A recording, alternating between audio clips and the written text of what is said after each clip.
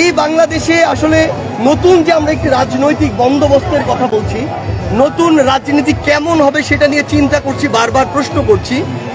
এই চিন্তার উত্তর বাংলাদেশের, ভারতীয় উপমহাদেশের যে কয়েকজন রাজনীতিবিদের ইতিহাস ঘাটলে, জীবনী ঘাটলে পাওয়া যায়, তার মধ্যে অন্যতম এবং প্রথম সারির একজন হচ্ছে মাওলানা আব্দুল হামিদ খান ভাসানী। এবং সবচেয়ে গুরুত্বপূর্ণ বিষয় হচ্ছে তার জীবনী থেকে আমাদের এই শিক্ষাগুলো পুরো বাংলাদেশের মানুষকে নিতে হবে এবং এখান থেকেই আমাদের আগামী রাজনীতির যে মডেল আমরা চিন্তা করছি তার অনেকটাই আমরা নিতে পারি। সেই জায়গায় 4 থেকে 5টি পয়েন্টে তার জীবনী থেকে আজকে কথা বলতে চাই। প্রথম কথা হচ্ছে, আমরা আমাদের জায়গা থেকে বিশ্বাস করি যে বাংলাদেশ অবশ্যই একটি অসাম্প্রদায়িক দেশ আমরা চাই। সবচেয়ে গুরুত্বপূর্ণ হচ্ছে মাওলানা আব্দুল হামিদ খান ভাসানী একজন ধার্মিক মানুষ ছিলেন, কিন্তু এই মাওলানার কথাই যদি আমরা বলি, এই মানুষটি সবচেয়ে বেশি মর্যাদা পেয়েছেন অন্যান্য ধর্মের মানুষদের কাছে। আপনি যদি দেখেন এই মাওলানা উপাধিটি কারা দিয়েছিল, এই মাওলানা উপাধি দিয়েছিল হিন্দু ধর্মাবলম্বী ভাইরা। আপনি যদি সেই জায়গায় লক্ষ্য করেন, এই যে আমাদের মাওলানা আব্দুল হামিদ খান ভাসানী, তার ক্ষেত্রে যদি চিন্তা করেন, তিনি একটি কথা বলেছিলেন তার জায়গা থেকে, সেটি হচ্ছে যখন জিন্না দ্বিজাতি তত্ত্ব নিয়ে কথা বলছিল তখন তিনি এই দ্বিজাতি তত্ত্বের বিপক্ষে ছিলেন।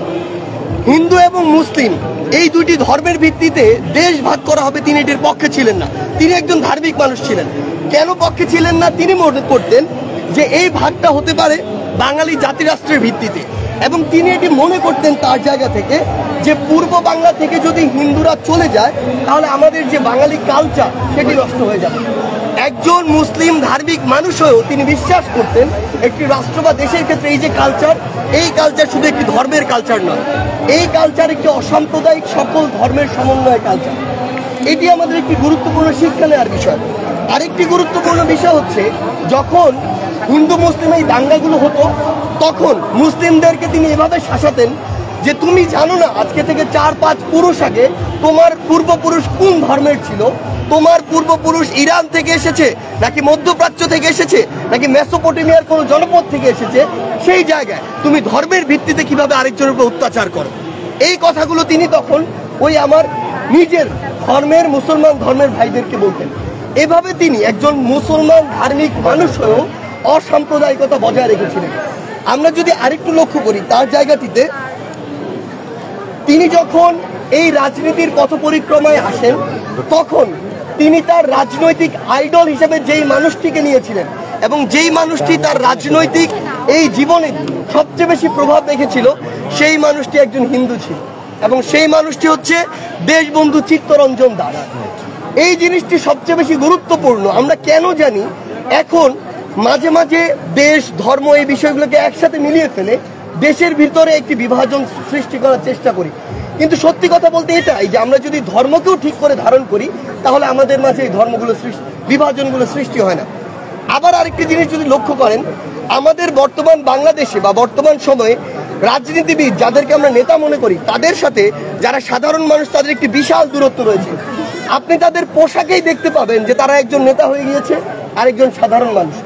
অথচ এই মাওলানা আব্দুল হামিদ খান ভাসানীকে যেদিন আরেকজন গুরুত্বপূর্ণ ব্যক্তিত্ব মাওলানা আজাদ সোবহানি বলেন, আগে কিন্তু মাওলানা আব্দুল হামিদ খান ভাসানী পাঞ্জাবি পায়জামা পরতেন।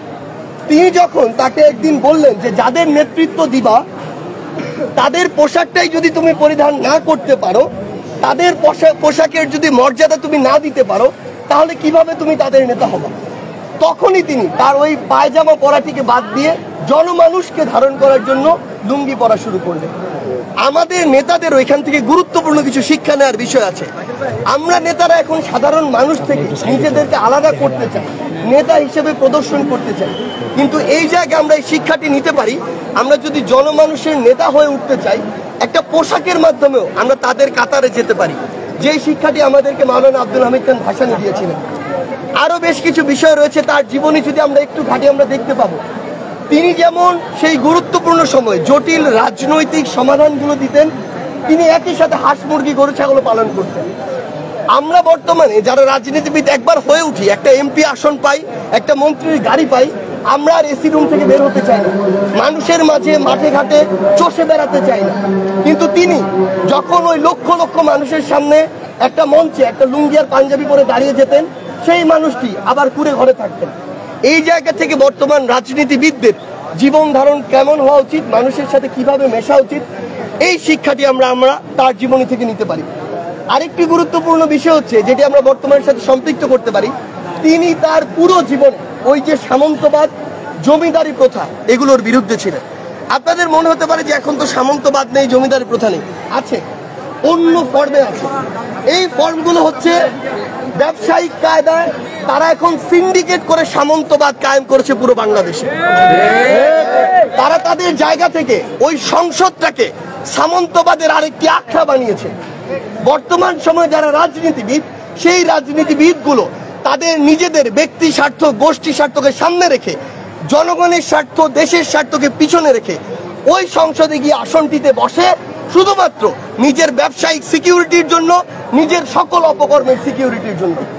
সেই জায়গায় আমরা মাওলানা আব্দুল হামিদ খান ভাসানীর থেকে এই শিক্ষাটি নিতে পারি যে কিভাবে আমরা অভ্যুত্থানটি দেখিয়েছি, কিন্তু আগামীতেও যদি এমন পরিস্থিতি তৈরি হয়, আমরা কিভাবে ঐক্যবদ্ধভাবে ওই নতুন ফর্মের সামন্তবাদ এবং জমিদার প্রথার বিরুদ্ধে দাঁড়াতে পারি, সেটি আমাদের ভাসানী আমাদেরকে শিখিয়ে দিয়ে গিয়েছে।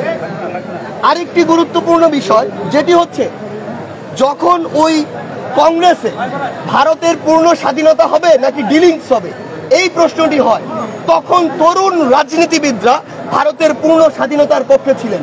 আর ওই যারা আমাদের প্রবীণ রাজনীতিবিদ, তাদের তো খুব স্বাভাবিকভাবেই তারা তাদের জায়গা থেকে বলে, আমার জীবনের খুব বেশি আর পাওয়ার নাই, এখন একটু ভালো মতো বাঁচতে চাই। কিন্তু এই উদ্দেশ্য যখন আমার মাথায় সেট হয়ে যায়, তখন দেশের জন্য নতুন কিছু করার জন্য যে সংগ্রাম বা ফাইট দেওয়ার মানসিকতা, সেটি আর থাকে না। ওই সময়ে মাওলানা ভাসানী তার জায়গা থেকে তরুণদের পক্ষ নিয়েছিলেন এবং ভারতের পূর্ণ স্বাধীনতার পক্ষ নিয়েছিলেন। ঠিক যেমন ভাবে এই সময়টিতে তরুণদের মাঝে এবং প্রবীণদের মাঝে আমরা একটা ছোটখাটো বিভাজন দেখতে পাই। প্রবীণরা বলে যে তরুণরা যদি প্রবীণদেরকে রেখে চলে যায়, দেশের ভবিষ্যৎ নাকি ভালো হবে না। কিন্তু কেন আমাদের প্রবীণরা এই জিনিসটি স্বীকৃতি দেওয়ার চেষ্টা করে না যে যখন একজন প্রবীণ হয়ে যায়, যখন একজন সন্তান ধীরে ধীরে বাবা হয়ে যায়, শেষ বয়সে গিয়ে সন্তানের কাঁধে ভর দিয়েই তাকে সামনে এগিয়ে যেতে হয়। সেই জায়গা থেকে আমরা আমাদের এই মাওলানা আব্দুল হামিদ খান ভাসানী থেকে এই শিক্ষাগুলো সহ আরো অসংখ্য শিক্ষা নিতে পারি, যেই শিক্ষাগুলো আমাদের বর্তমান বাংলাদেশের, ভবিষ্যৎ বাংলাদেশের রাজনীতির যে ধরন সেটি নির্ধারণ করবে এবং নেতাদের সাথে জনগণের যে পার্থক্য, যে একটি বিভেদ, সেই বিভেদের যে দেয়াল, সেই দেয়ালটি ঘুচাবে।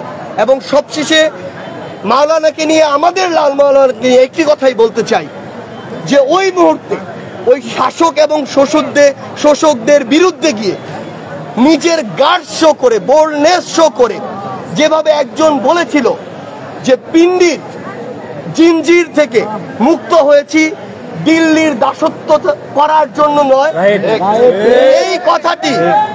এই কথাটি বলার গার্ডস আমরা 24-এর অভ্যুত্থানে দেখিয়েছি। এই কথাটি যেন আগামীতেও আমরা বলতে পারি, সেটি আমাদের হৃদয় একদম স্বর্ণাক্ষরে লিখে রাখতে হবে।